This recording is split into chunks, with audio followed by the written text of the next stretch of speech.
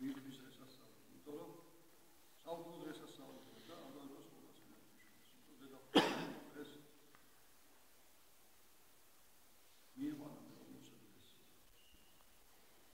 იერუსალიმის ტაძარში განსხვავებული ახალშობილი პროცესია რომ უნდა წარადგინოს ეს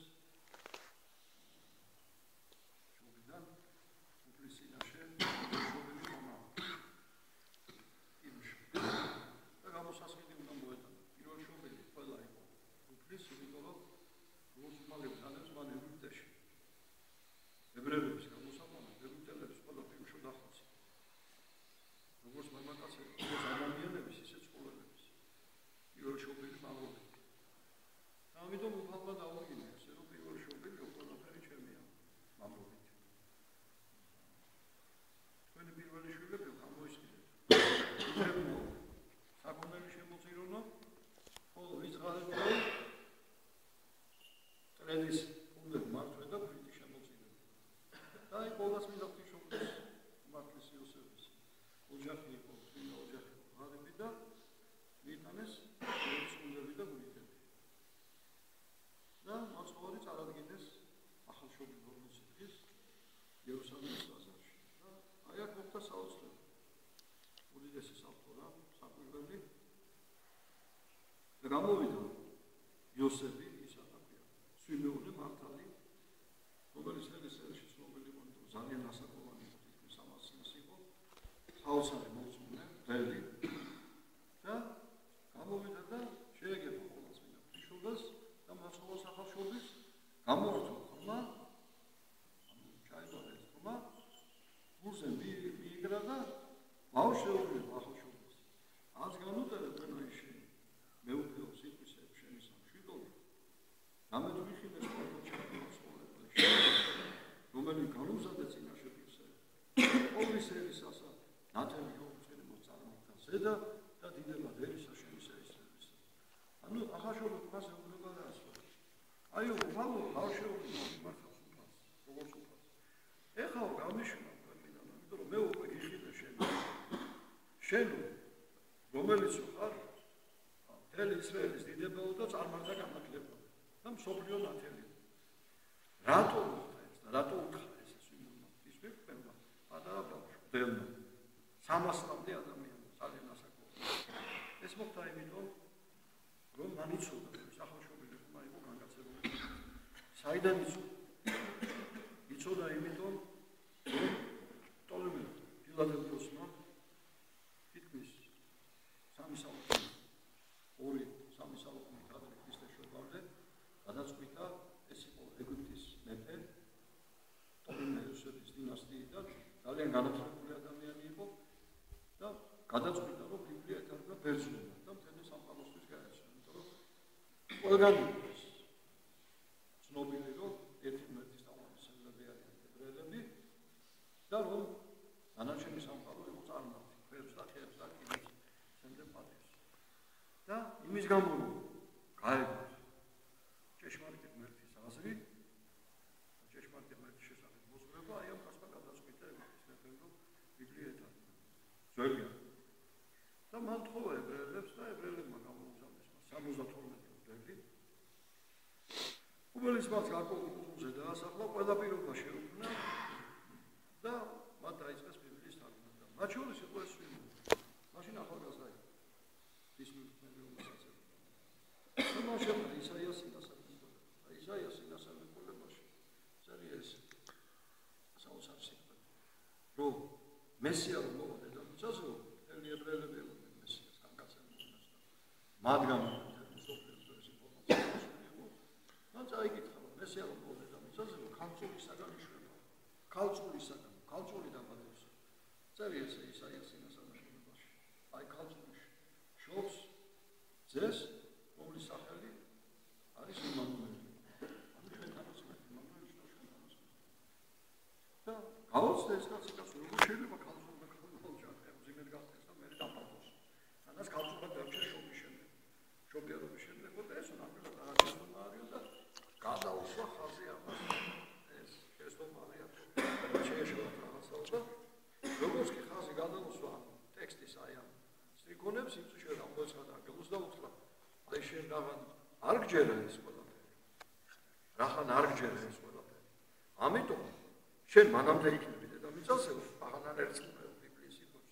სანამდე იმ ყრმასო, ქალწულისაგან შობილსო, შენ თვითონ არ შეხვდები იერუსალიმის დაზარშვა და გულზე არ მიიგავ შენ თვითონ.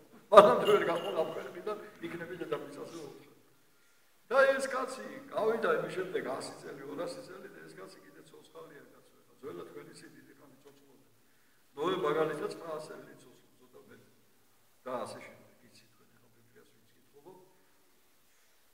და როდესაც მაცხოვარი იყო ბეთლემში და ეს წინასწარი წერა ბიბლიაში საუბრობთ ბეთლემში შეყოდა მაცხოვარი, იმიტომ რომ ესე იყო ჩაწერილი. და შენ ბეთლემ არაფრით ნაკლები იუდეას სხვა ქალაქთა შორის, რამე თუ შენგან გამოვა წინამძღვარი, რომელიც მთელ მსოფლიოს, მთელ ისრაელს და მთელ მსოფლიოს სელში გულისხმობ მთელი მორწმუნე ხალხი დამწყებსავს.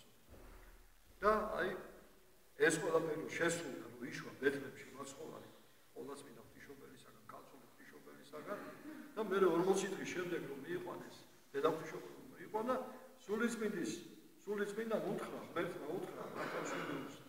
აიო მოვიდაო ეს აჩვენებოდებიო და გადიდა შეხვდიო. და აი მართალმა სვიმეონმა გავიდა და ეს პატარა ბავშვი 300 წლის მოხუცებულმა აიყვანა ხელში δεუბნება, ბავშვეუბნება, მანისის როის უკვე ღმერთია განგაცებული. ღმერთი ხორჩესული აც განუტევე მონაიშენი მეუღლეო სიტყვისები შენი სამშვიდობით, რამე თუ იხილეს თვალთა ჩემთან მაცხოვრება შენი, რომელი განუზადე წინაშე პირსა ყოვლის ერისასა, მათელი გამოწყინება წარმართაზე და დიდება ერისა შენისა ისრაელისა. და მე ეუბნება ყოვლადწმინდა ღვთისმშობელს ეს დადგინებულია დედამიწაზე, რომ მსოფლიოს სოდები გამოისყიდოს ყველა ადამიანის. აღდგინება, დაცემა და აღდგინება და შენ გულშიდაც გაიმისო ნახვილიო, რათა განცხადდეს ყოველთა გულის რახვანი და უწინასწარმეტყველა, რომ შენი შვილისო თვალი სიკვდილსო ჯვარზე შენი თვალით ნახავ. და აი ეს დღესასწაულია დღეს მიგებება უფლისა სვიმონ ღვთისმშობელის მიერ. ეს არის უდესი წინასწარმეტყველი ძველი აღთქმის, ის დაკრძალულია იერუსალიმში და აი ჩვენ ყველას გილოცავთ უდიდეს დღესასწაულს, საოცრ დღესასწაულს. ამავე ღვთისმშობელის დღესასწაული, ღვთისმშობელი თავისი ყოვლადწმობელი ხონა მაცხოვარი და იცოდა ეს ასე იქნებოდა ღვთისმშობელი, იმიტომ რომ ყველაზე კარგად მან იცოდა რა თუნდაც მას მოწმება, რომელიც ჩვენთვის მოხდა ეს მოწმობა და ეს წინასწარმეტყველად მან ჩვენზე ყველაზე კარგად იცოდა. მან იცოდა მისი დედაი, რომ სულიწმინდის მადლით ჩაესახა. ბიბლიას ეპირად იცოდა ღვთისმშობელმა და იცოდა, რომ მისი შვილის ტანჯვას თვითონ დაესწრებოდა და ჯვართან იქნებოდა და ამას ყველაფერს შეხედავდა. მაგრამ ღვთისმშობელის გმირობა ზუსტად იმაში მდგომარეობს, რომ რომელი დედა იტყვის ახლა იმას, რომ უთხრა შენი შვილი დაიბადებო, იცოდე რომ მოკლავებო და შენი მისი ღვთის უყურებო.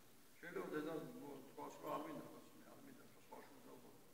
აი ღვთისმშობელმა ეს იცოდა და ანგელოზს და არანგელოზს გაბრიელს უთხრა, აი მხევალი უფლისა მეყავნე სიტყვისეებ შენისა. მან ეს ყველაფერი უცებ გაითვალისწინა, ყველაფერი, იმიტომ რომ მასზე პირად იცოდა ბიბლია, რომ მესია ჯვარზე გააკრავდა. შენ კიდე დავეს წინასწარმეტყველი ამბობს თქვენ იცით, გამყრიტეს ხელნი ჩემნი და ფერფლი ჩემნი და აღრაცხეს ყოველი ზვალები ჩემი, მათ მიხილეს მე და განმიცადეს მე. შენ კიდე 10 საუკუნე წერს ბიბლია, რომ მაცხოვარ ჯვარზე გააკრავდა. განიყვეს სამოსელი ჩემი მათ შორის და ყვარცა ჩემსაზე და განიგდეს სიგნი.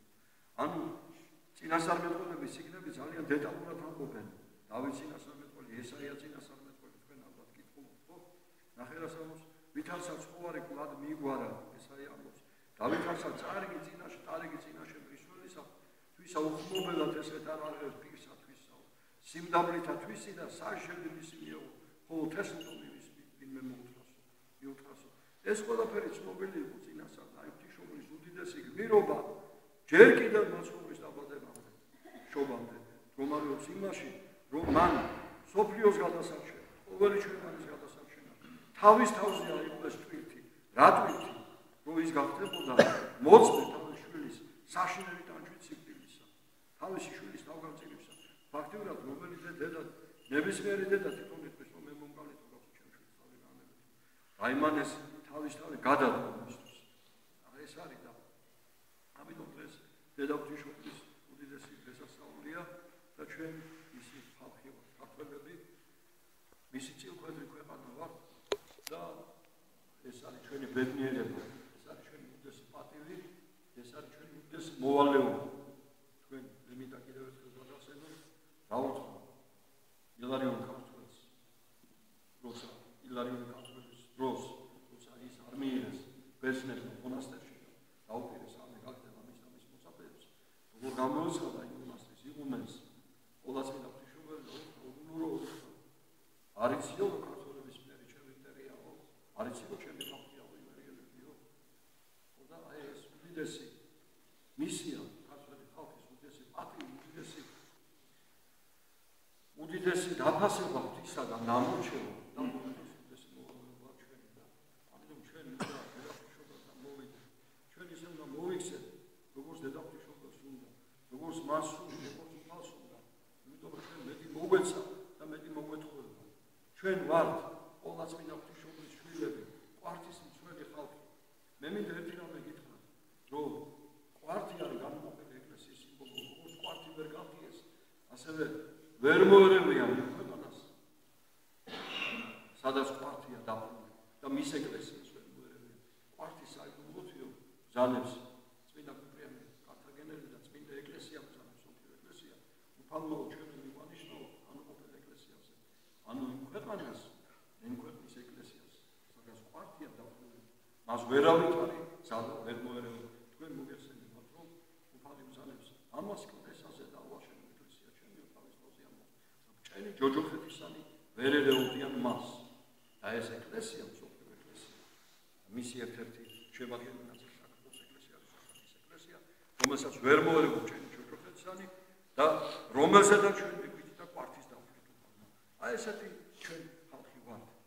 აი ესეთი ადამიანები ვართ, ესეთი გამორჩეული, მაგრამ ცოდვილები ქართველი ხალხი, როცა ჩვენ ღმერთს გამოვიგებით ხოლმე და სხვა გზას ავიჩერთ ხოლმე, ვის შევიტყვით ისაგან, ვინც ბიბლიას კითხულობს, ამას ძალიან კარგად გაიგებს და ძალიან კარგად მიხვდება, როცა ღმერთთან ვართ, მაშინ უძლიერესი ვართ. ღმერთთან იყო ვახტანგ გორგასალი და მსოფლიოში უძლიერესი სახელმწიფო შექმნა. ღმერთთან იყო დავით აღმაშენებელი და უდიდესი უძლიერესი სახელმწიფო შექმნა, რომელიც 300-400 წელი ითვლებოდა უძლიერეს სახელმწიფო. ღმერთთან იყო თამარ მეფე და ნახეთ რამოდენა უდიდესი ოქროსხანა მოუტანა საქართველოს. ამით უფალთან უნდა ვიყოთ, უფალთან უნდა ვიყოთ და ჩვენ უნდა დედა ეკლესიაში ვიყოთ, რომ ჩვენ ღმერთმა ძალა მოგცეს, უფალმა ძალიერს აფისა მოსეს, უფალმა აფუძნოს თავი ერთვის იმშვიდობა. ერთი რამე უნდა გვახსოვდეს, რომ მცხეთა არის საქართველოს უდიდესი სიწმინდე, არა მარტო საქართველოსი, არამედ მსოფლიოს უდიდესი სიწმინდე. თუმცა მცხეთაში მარხია ყვართი უფლისა. მცხეთაში მარხია ყვართი უფლისა. თქვენ იცით, რომ სანამ თბილისი გახდებოდა დედაქალაქი და მცხეთაში იყო დედაქალაქი, მტერი ყოველთვის მცხეთას ესხმოდა თავს. და ვახტანგ გორგასალის ისტორია თქვენ კარგად მოგეხსენებათ, მცხეთა ალყაში იყო ხოლმე სპარსელების მიერ და იმის გამო, რომ ყვართი უფლისა ყოფილიყო ასე დაცული, რომ იქ ბრძოლა ყოფილიყო, სვეტისხოველი ყოფილიყო დაცული, ვახტანგ გორგასალმა მიიღო გადაწყვეტილება ღვთისმშობლებით, რომ დედაქალაქი გადმოიტანა თბილისში. ანუ თბილისი გახდა ფარი მცხეთას. აი ეს ჩვენ უნდა გვახსოვდეს ყოველთვის, რომ უდიდესი რელიგიური მისია თბილისი, უდიდესი სულიერი საიდუმლო მისია თბილისი. ის არის მცველი მცხეთის, ის არის მცხეთის ყვართის მცველია თბილისი. და ამის შემდეგ მთელი დარტყმა აიღო თბილისმა თავის თავზე. რამდენჯერ აიღეს თბილისი, რამდენჯერ ააოხრეს. ჯალალედინმა 100,000 კაცი მოკლეს. ეს არის წმინდანთა ქალაქი. 100,000 კაცი ერთდროს მოკლეს თბილისში. აღამ აჰმად ხანმა საშინელი ხოსვაშლება გამართა თბილისში. თემურლენგმა საშინელი ხოსვაშლება გამართა თბილისში. აი ეს და გვახსოვდეს, ეს არის მოწამეთა ქალაქი. ზღვა სისხლია დავრილი თბილისში. და ეს იმიტომ, რომ მან თავის თავზე აიღო, რომ მცხეთა ყოფილიყო დაცული. და აი ამიტომ ჩვენ უნდა გვახსოვდეს, რომ ეს მისია, რომელიც თბილისში აქვს, მცხეთის კარიბჭე, მცხეთის ბასტიონი, მცხეთის ფარველი, ეს მისი მართლმადიდებლური საეკლესიო ფუნქცია და ყოველს უნდა გვახსოვდეს, ეს იცოდეთ თბილისი ყოველთვის იყო უპირველესი სატახტო ქალაქი, რომელიც იყო ბასტიონი საქართველოს ძლიერებისა. და ამიტომ უნდა გვახსოვდეს ყოველთვის, რომ ამ ბასტიონის ამ ციხესიმაგრის მოშლა არაფრით არ შეიძლება. აი დღეს ზოგჯერ ლაპარაკი ახლა გადავიდავთ პარლამენტის ქუთაისში.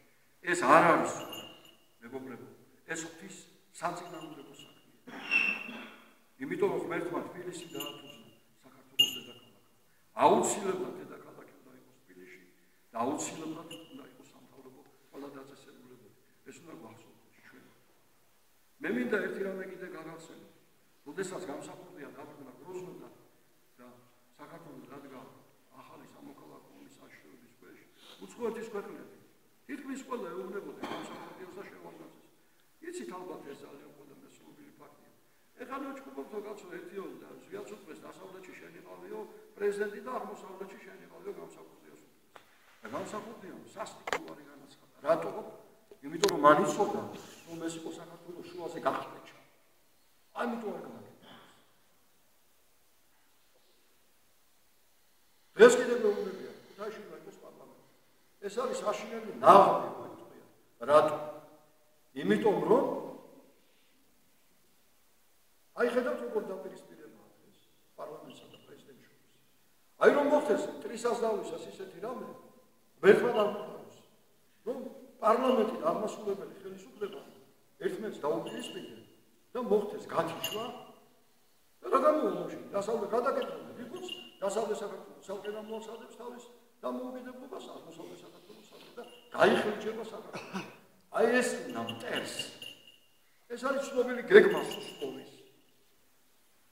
ეს არის ცნობილი ბოლშევიკების ცნობილი გეგმა. თქვენ წაკითხული გეგმა. თუ მოხდა ისე რომ საქართველოს უყიწყო დამოუკიდებლობა და საკუთარ პირობებში ისე შეიქმნა საერთაშორისო იზოლებული გავხდით საქართველოს მიცემ დამოუკიდებლობა ყველანაირად უნდა შევეცადოთ აღმოსავლეთ ცალკე სახელმწიფოს დასავლეთ ცალკე წავასისიამოთ ერთმანეთზე და მედიატორი ჩვენ. აი ეს არის ამიტომ უნდა გვახსოვდეს რომ ეს არის ძალიან საშიში.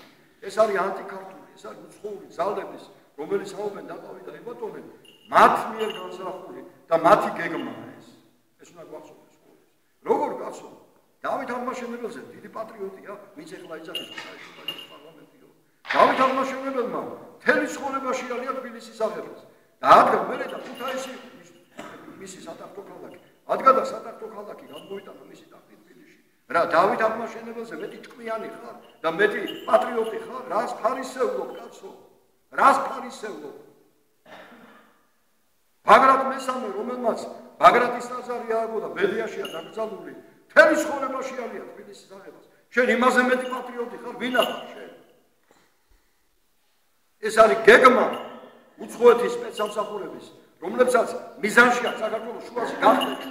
ეს და გვახსოვდეს ჩვენ. ნუ იყოფი, ერთიანია საქართველო. ვერავინ ვერ მოელება ივერიას. ვერ მოელება ვერასოდეს ივერიას. დედაღვთის შობლის არის საქართველო. დედაღვთის შობლის არის საქართველო.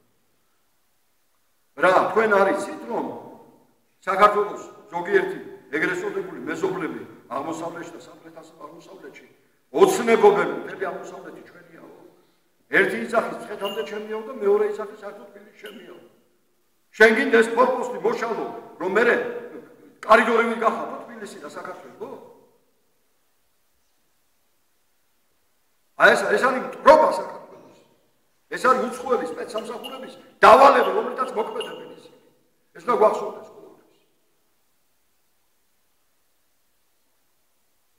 ერთმა დაგლოს გაგახარდა. ეხლა მე ზოგჯერ იწვიან. აიო რატო ის ქვია? ეკლესია რატო ერევაო სახელმწიფო საქმეებში? უგუნურო. საქართველოს ღვთისმშობლის არის, შენ ვინა ხარ კაცო? ვინა ხარ? შენ რას წარმოადგენ? ეკლესიამ შეინახა საქართველოს. შენ ვინა ხარ? გუშინდელი გამოჩეკილი. რას წარმოადგენ შენ? თელი შენი არსებით გადავარდნილი ხარ სოდომ გომორში და ოცნებობ იმაზე საქართველოს სოდომ გომორში როდი შეატყიო. შენ ხმა გადამოსაღები?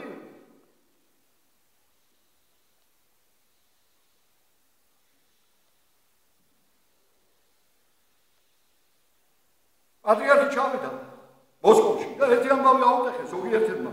ნახე მოსკოვში ჩავიდაო და რუსეთთან კარგად ურთიერთობა უნდაო. რატო უკითხეს და რუსებს ჩვენი ტერიტორიები აქვს.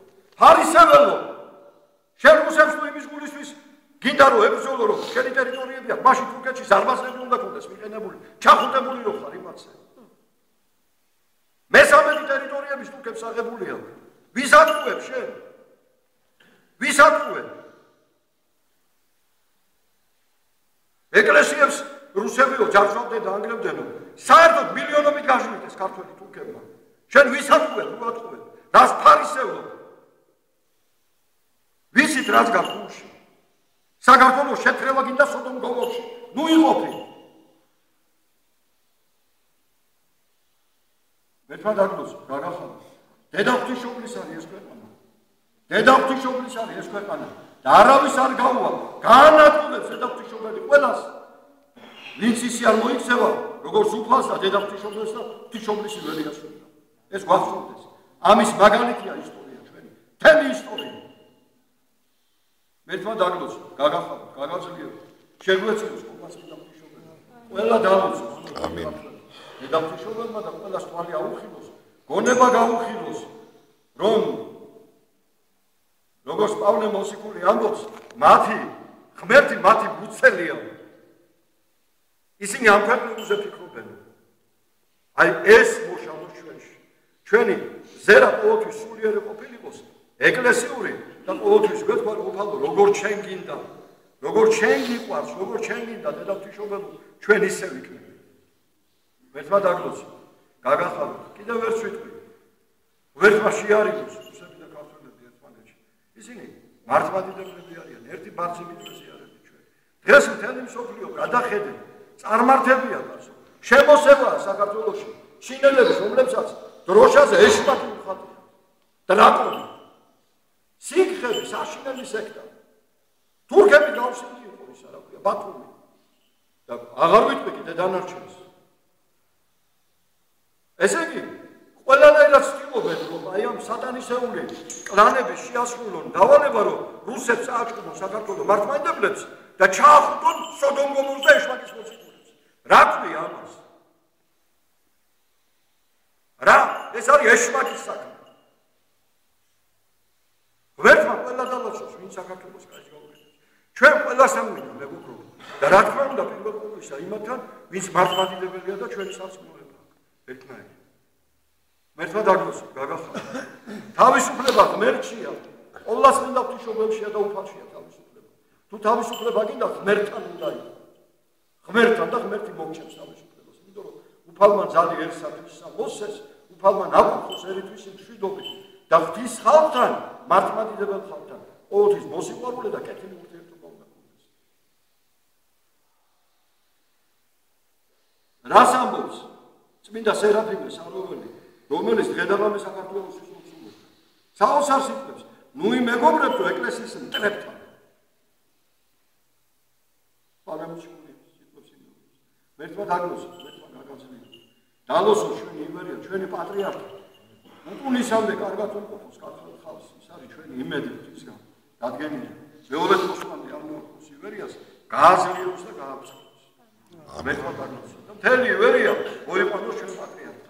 ნიკოსიდან არუბანამდე ოსეთიდან არეგაწეს. ამინ. ამინ. მერთმა დაგლოსოს. აი